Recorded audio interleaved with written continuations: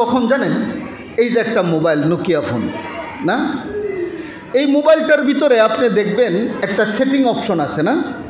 যুবক, তুমি মোবাইল নিয়া সারাদিন গুনাহ করো আর আল্লাহর নাফরমানি করো। মোবাইল চিন্তা কইরা তুমি কি আল্লাহরে খুঁজা পাও না? তাফসীরের কিতাব অনেক লম্বা সময় পড়লে বোঝা যায় না, আসলে একটা মানুষ উত্তর আরবিতে আরবি না পড়লেও কবরে আরবিতে উত্তর দিতে পারবে। কিন্তু আমার কাছে বিষয়টা সহজ হয়ে গেল কখন জানেন? এই যে একটা মোবাইল, নোকিয়া ফোন না, এই মোবাইলটার ভিতরে আপনি দেখবেন একটা সেটিং অপশন আছে না। সেটিং অপশনের ভিতরে আবার একটা ল্যাঙ্গুয়েজ অপশন আছে না ভাই?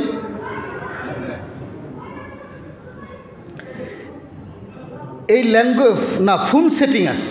ফোন সেটিংয়ের ভিতরে, হ্যাঁ, সেটিং অপশন, সেটিংয়ের ভিতরে ফোন সেটিংয়ের ভিতরে গেলে দেখা যায় ফোন ল্যাঙ্গুয়েজ। এই ল্যাঙ্গুয়েজের মধ্যে টিপ দিলে দেখেন আমার এটার মধ্যে আরবি, ইংলিশ, উর্দু, ফ্রেঞ্চ, হিন্দি ভাষাগুলি আছে। আরেকটা আছে অটোমেটিক। আরেকটা কি আছে? অটোমেটিক। তার মানে এই মোবাইলটার জিব্বার মধ্যে এই মোবাইলের সফটওয়্যার ইঞ্জিনিয়ার কয়েকটা ভাষাকে সেটিং করে দিয়েছেন না। অনেকগুলি ভাষা সেটিং করছেন। আপনি যদি বাংলা লাগান, বাংলা চলবে না মোবাইলে। এটাতে ইংরেজি টিপ দিয়ে দিলে ইংরেজি চলবে না। এটার মধ্যে হিন্দি টিপ দিয়ে দিলে এই মোবাইলে চলবে না।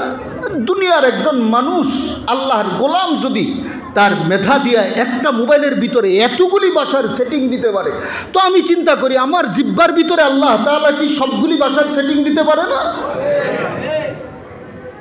আল্লাহ অটোমেটিক অপশনটা দিয়ে দিছেন।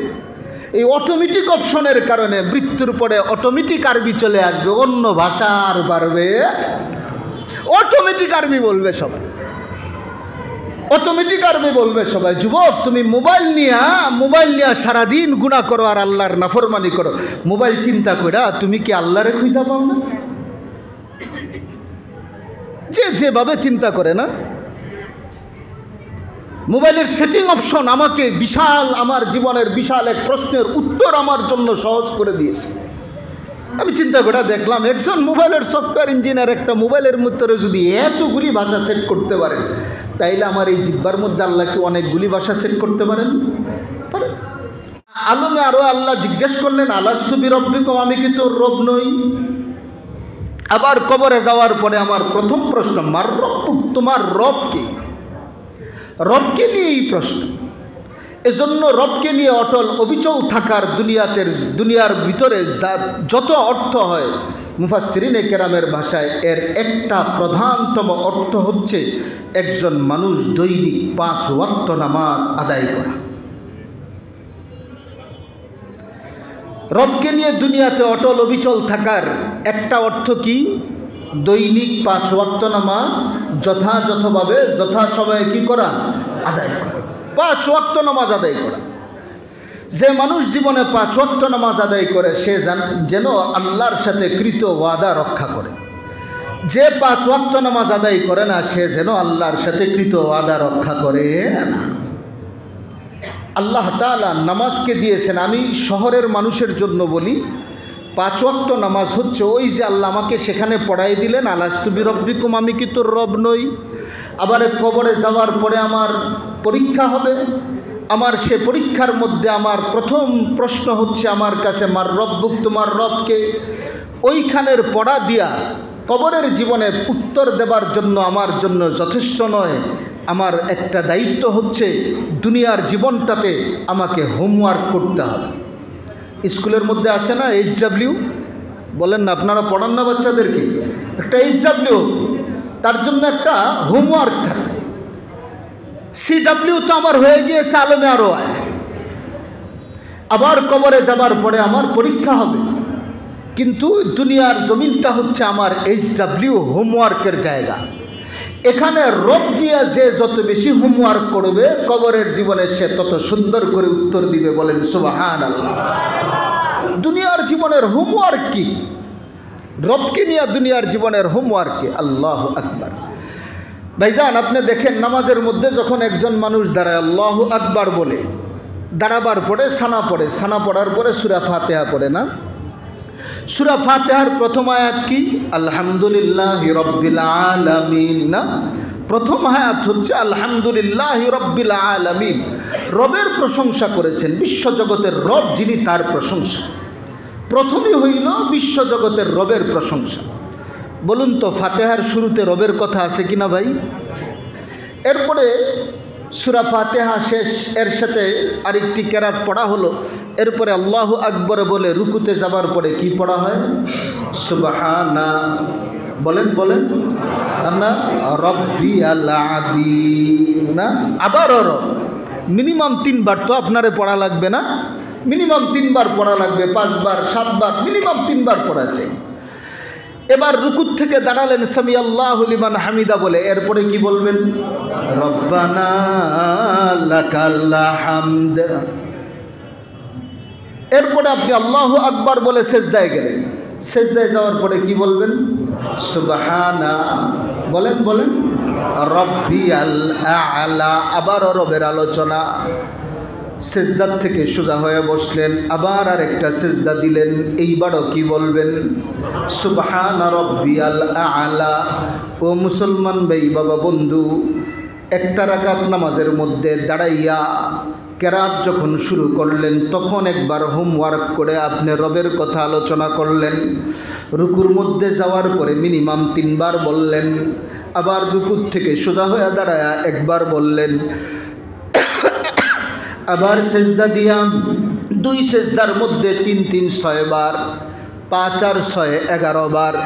একটা রাকাত নামাজ কেউ যদি পড়ে 11 বার রবের নামের হোমওয়ার্ক ছাড়া তার নামাজ হয়।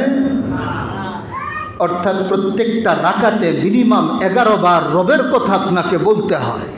মিনিমাম 11 বার রবের কথা আপনাকে বলতে হয় একটা রাকাত নামাজ।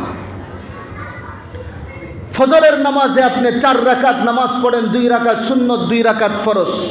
এক রাকাতে যদি 11 বার হয়, 4 রাকাতে 44 বার আপনি রবের হোমওয়ার্ক করলেন।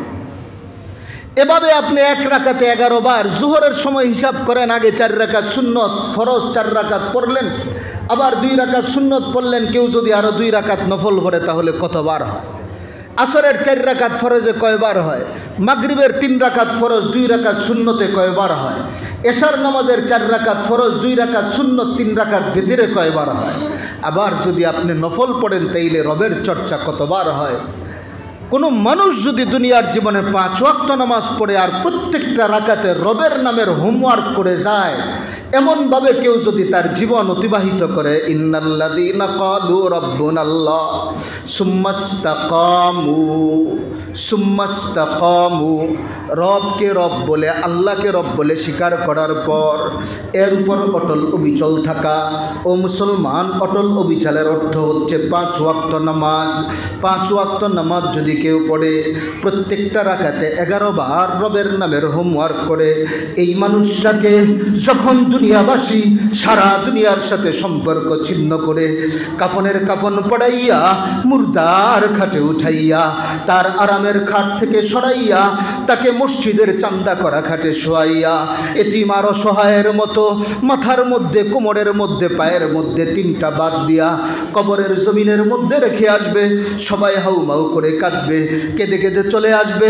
কবরে প্রশ্নের জবাব দেওয়ার জন্য কেউ তার সঙ্গ নিবে না, না তার বাবা নিবে, না তার মা নিবে, না তার ভাই নিবে, না তার বাবা নিবে, না তার স্ত্রী নিবে, না তার অফিসের কলিগ নিবে, না তার রাজনৈতিক দলের নেতা নেত্রী নিবে। যখন পৃথিবীর সবার থেকে তার সম্পর্ক ছিন্ন, কবরে সে একা। আল্লাহর ফেরেশতারা তারে প্রশ্ন করবে, মার রব্বুক। আল্লাহর শপথ করে বলতে পারি যে আল্লাহর নামের, রবের নামের হোমওয়ার্ক দিয়া প্রত্যেক রাকাত নামাজে 11 বার হোমওয়ার্ক করে, এভাবে দৈনিক 5 ওয়াক্ত নামাজ পড়ে, অত্যন্ত সহজভাবে ফেরেশতাদের প্রশ্নের জবাব দিয়া দিবে। খুব সহজে প্রশ্নের জবাব দিয়ে দিবে, খুব সহজে জবাব দিয়ে দিবে, খুব সহজে জবাব দিয়ে দিবে। আর যার জীবনে রবের নামের হোমওয়ার্ক এই জমিনের মধ্যে নাই, ওই মানুষ কবরের মধ্যে যখন প্রশ্ন করা হবে মার রব্বুক, সে বলবে হাইহাত লা আদরি, লা আদরি। হ্যাঁ, আমি তো জানি না, আমি তো জানি না, আমি তো জানি না। আপনি কি মনে করেন কবরে যাবার পরে আমাকে আপনাকে প্রশ্ন করা হবে না? বাংলা ভাষায় না ইংরেজিতে? আরবি ভাষা, ইন্টারন্যাশনাল ভাষা, দুনিয়াতেও চলে, মরার পরেও চলবে। যে মাদ্রাসায় পড়েন নাই, আরবি জানেন না, তিনিও কি আরবিতে উত্তর দিতে পারবেন? যে মানুষটা জন্ম ইংরেজি মায়ের গর্ভে, ইংরেজি বাবার ঔরসে, ইংরেজের দেশে তাকে বাজারজাত করা হয়েছে, আল্লাহ দুনিয়াতে তার ইংরেজের দেশে পাঠাইছে, ইংরেজি নিয়েই তার পড়াশোনা, তার এডুকেশন পয়েন্ট, তার ওয়ার্কিং পয়েন্ট, তার পলিটিক্যাল পয়েন্ট সব কিছু ইংরেজি। জীবনে বাংলা আরবি কোনোদিন বলেন নাই।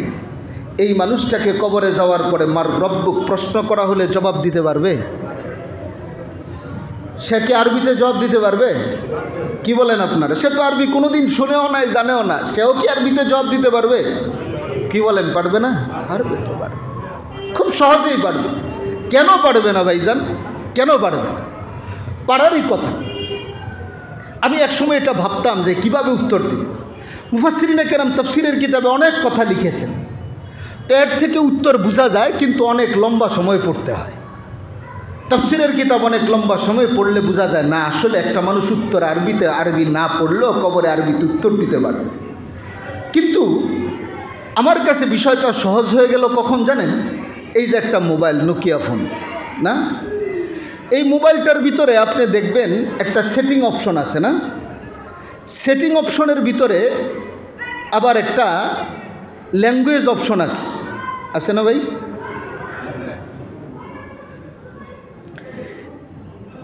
এই ল্যাঙ্গুয়েজ না, ফোন সেটিং আছে, ফোন সেটিংয়ের ভিতরে, হ্যাঁ, সেটিং অপশন, সেটিংয়ের ভিতরে ফোন সেটিং, ফোন সেটিংয়ের ভিতরে গেলে দেখা যায় ফোন ল্যাঙ্গুয়েজ। এই ল্যাঙ্গুয়েজের মধ্যে টিপ দিলে দেখেন আমার এটার মধ্যে আরবি, ইংলিশ, উর্দু, ফ্রেঞ্চ, হিন্দি ভাষাগুলি আছে। আরেকটা আছে অটোমেটিক। আরেকটা কি আছে? আরেকটা কি আছে? অটোমেটিক। তার মানে এই মোবাইলটার জিহ্বার মধ্যে এই মোবাইলের সফটওয়্যার ইঞ্জিনিয়ার কয়েকটা ভাষাকে সেটিং করে দিয়েছেন না? অনেকগুলি ভাষা সেটিং করছেন। আপনি যদি বাংলা লাগান, বাংলা চলবে না মোবাইলে। এটাতে ইংরেজি টিপ দিয়ে দিলে ইংরেজি চলবে না। এটার মধ্যে হিন্দি টিপ দিয়ে দিলে এই মোবাইলে চলবে না। দুনিয়ার একজন মানুষ, আল্লাহর গোলাম, যদি তার মেধা দিয়ে একটা মোবাইলের ভিতরে এতগুলি ভাষার সেটিং দিতে পারে, তো আমি চিন্তা করি আমার জিহ্বার ভিতরে আল্লাহ তাআলা কি সবগুলি ভাষার সেটিং দিতে পারে না? আল্লাহ অটোমেটিক অপশনটা দিয়ে দিছেন। এই অটোমেটিক অপশনের কারণে মৃত্যুর পরে অটোমেটিক আরবি চলে আসবে, অন্য ভাষা আর পারবে, অটোমেটিক আরবি বলবে সবাই, অটোমেটিক আরবি বলবে সবাই। যুবক, তুমি মোবাইল নিয়ে সারাদিন গুনাহ করো আর আল্লাহর নাফরমানি করো। মোবাইল চিন্তা কইরা তুমি কি আল্লাহরে খুঁজা পাও না? যেভাবে চিন্তা করে না, মোবাইলের সেটিং অপশন আমাকে বিশাল, আমার জীবনের বিশাল এক প্রশ্নের উত্তর আমার জন্য সহজ করে দিয়েছে।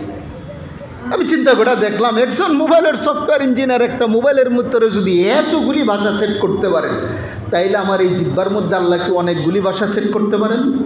পারেন। আল্লাহ অটোমেটিক অপশনটা টিপ দিয়ে দিবেন মরার সাথে সাথে। মরার সাথে সাথে আমার জিহ্বার মধ্যে যত ভাষার সেটিং আছে, আমি যা শিখেছি, ওই সবগুলি সুইচ লক হয়ে যাবে, অটোমেটিক সুইচটা অন হয়ে যাবে। এবার শুধু আরবি বের হবে, আর কোনো ভাষা বের হবে না।